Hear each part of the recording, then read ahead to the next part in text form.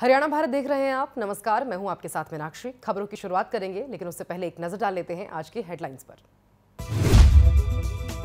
सोनीपत के गोहाना में 2 छात्रों पर ताबड़तोड़ फायरिंग। एक ने मौके पर तोड़ा दम, वहीं दूसरे के अस्पताल में लिया अंतिम सांस।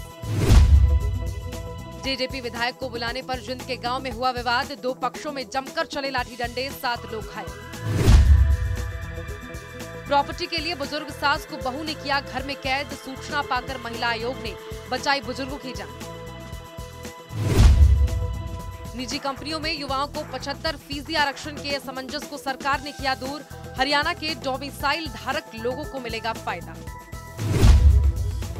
कोरोना संक्रमण और यातायात के नियमों को लेकर लोगों को जागरूक कर रही है रोहतक पुलिस। लोगों को हेलमेट और मास्क बांट रही है पुलिस। सोनीपत के गोहाना में उस वक्त हड़कंप मच गया जब दिन दहाड़े 2 छात्रों की गोली मारकर हत्या कर दी गई। जिले में ड्रेन नंबर 8 के पास सुबह करीब 10 बजे हमलावरों ने बहुतकनीक संस्था के 2 छात्रों पर ताबड़तोड़ फायरिंग कर दी। हमले में 5 गोली लगने से एक छात्र की मौके पर ही मौत हो गई। वहीं उसके साथी ने गंभीर हालत में उपचार के दौरान अस्पताल में दम तोड़ दिया।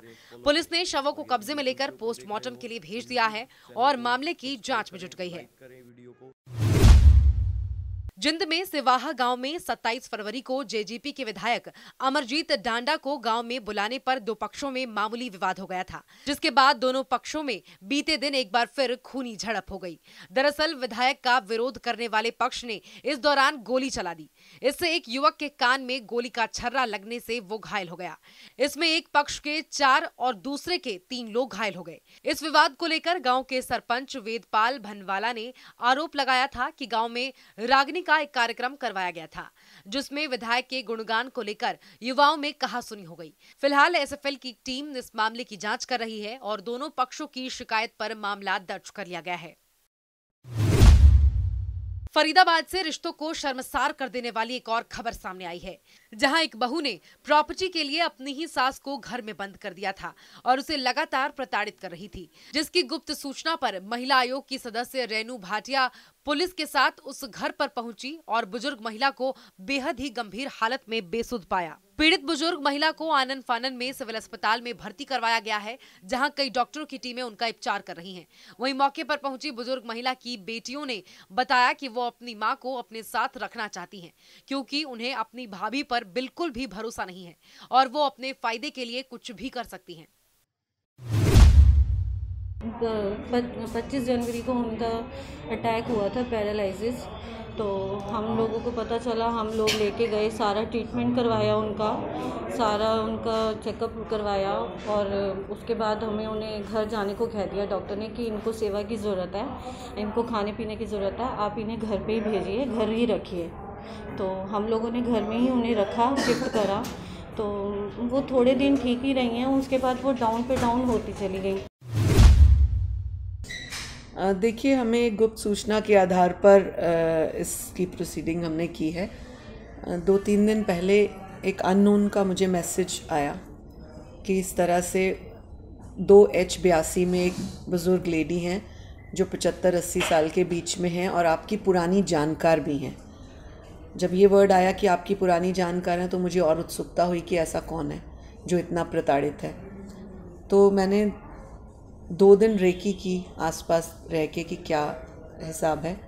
तो 3rd डे मुझे लगा कि अब मुझे एंट्री करनी चाहिए और इस महिला को सहयोग देना चाहिए हमें पूरा। पुलिस लेकर मैं उनके घर पहुंची तो हमने देखा वो महिला बेसुध थी। उनकी दवाइयों को देखा तो कुछ ऐसी दवाइयां उसमें मिली जो देनी चाहिए, नहीं देनी चाहिए, ये मेडिसिन के हिसाब से मेडिकल उससे पता करेंगे। लेकिन वो महिला कुछ अपनी बात कहने के उसमें नहीं थी, वो इतनी डरी हुई थी। युवाओं को निजी क्षेत्र की नौकरियों में सरकार ने 75% आरक्षण देने का फैसला लिया है। विधानसभा के मॉनसून सत्र में पारित विधेयक को राज्यपाल सत्यदेव नारायण आर्य ने मंजूरी दे दी है। अब जल्द इस कानून की अधिसूचना भी जारी कर दी जाएगी, लेकिन अभी भी इसको लेकर असमंजस बना हुआ है। जहां एक और विपक्ष इसको लेकर सवाल उठा रहा है, वहीं इसको लेकर सीएम ने जानकारी देते हुए बताया कि ये कानून राज्य में उन कंपनियों और सोसाइटियों पर लागू होगा जिसमें 100 से ज्यादा कर्मचारी हैं। हरियाणा के डोमिसाइल धारक युवाओं को इसका फायदा मिलेगा। इसके साथ ही 50,000 रुपए मासिक वेतन तक की नौकरियों पर ही ये कानून लागू होगा और ये कानून अगले 10 साल तक के लिए लागू किया जाएगा। बीजेपी प्रदेश अध्यक्ष ओपी धनखड़ ने नगर निकायों को अच्छे तरीके से चलाने के लिए हरियाणा निवास में नगर निगमों के मेयर, सीनियर डिप्टी मेयर और डिप्टी मेयर के साथ बैठक की, जिसमें नगर निगम के विकास को लेकर सुझाव मांगे गए। उधर बैठक में चंडीगढ़ बीजेपी के प्रदेश अध्यक्ष अरुण सूद, केंद्रीय मंत्री कृष्णपाल गुर्जर, हरियाणा सरकार के नगर निकाय मंत्री अनिल विज, विधानसभा अध्यक्ष ज्ञानचंद गुप्ता और कई नेता शामिल हुए। इस बैठक में निगम के विकास पर चर्चा की गई। करनाल में भारतीय किसान यूनियन ने बैठक करके किसान आंदोलन को और तेज करने का फैसला लिया है। इस बैठक में मौजूद भारतीय किसान यूनियन प्रदेशाध्यक्ष चौधरी रतन नाम ने कहा है कि आंदोलन को और तेज करने के लिए 8 मार्च को करनाल से किसान मजदूर न्याय यात्रा शुरू की जाएगी, जिसको राष्ट्रीय अध्यक्ष चौधरी नरेश टिकैत हरी झंडी दिखाकर रवाना करेंगे। उन्होंने कहा कि किसान मजदूर न्याय यात्रा का उद्देश्य गांव-गांव में प्रचार प्रसार करना होगा। इस दौरान सभी किसानों से आंदोलन को मजबूत करने की अपील भी की जाएगी। 8 मार्च को करनाल से चलकर यात्रा 10 मार्च को यमुनानगर जिले में प्रवेश करेगी। इस यात्रा के लिए जिले के सभी ब्लॉक अध्यक्ष तथा अन्य पदाधिकारियों की मीटिंग करके ड्यूटी लगा दी जाएगी। किसान पंचायत हुई थी और उसमें यह निर्णय लिया कि सरकार टस से मस नहीं हो रही और जो 100 दिन जो दिल्ली में किसान लाखों की संख्या में पड़े हैं, तो सरकार सुनवाई को तैयार नहीं, ऐसा हमें लग रहा है। और अब हरियाणा के अंदर किसान और मजदूर न्याय यात्रा निकाली जाएगी, जिसका 8 मार्च से कर्ण की भूमि सीएम सिटी से ये रणघोष लेकर के न्याय यात्रा का वो हर रोज जिले वाइज गुजरती हुई पूरे प्रदेश के अंदर जाएगी।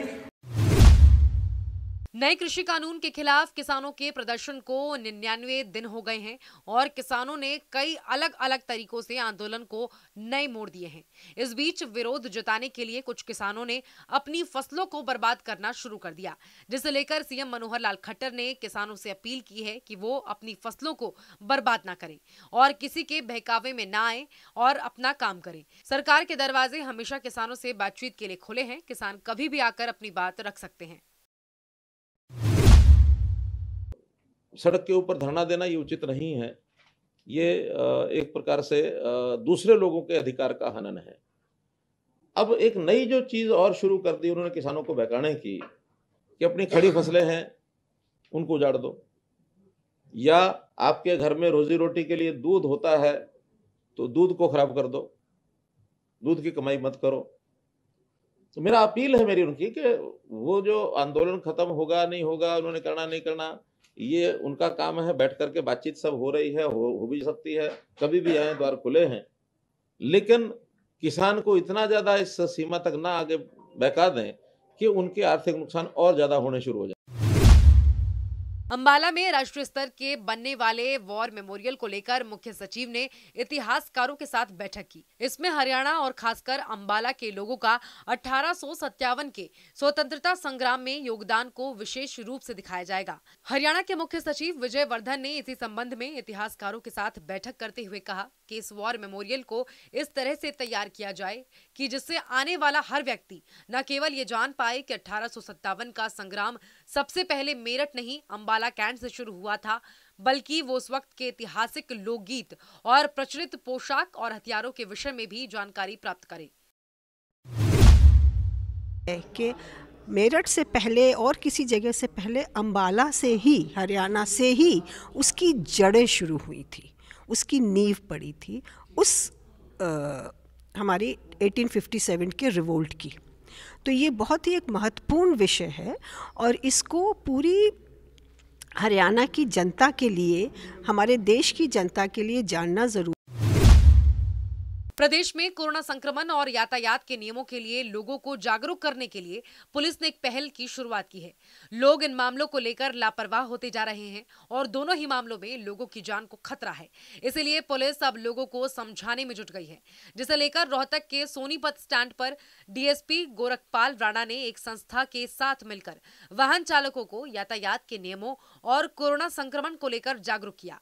जिन लोगों के पास हेलमेट और मास्क नहीं थे, उन लोगों को हेलमेट और मास्क दिए गए, लेकिन साथ में चेतावनी भी दी गई कि अगर भविष्य में हेलमेट और मास्क पहनकर नहीं निकले तो कड़ी कार्रवाई की जाएगी।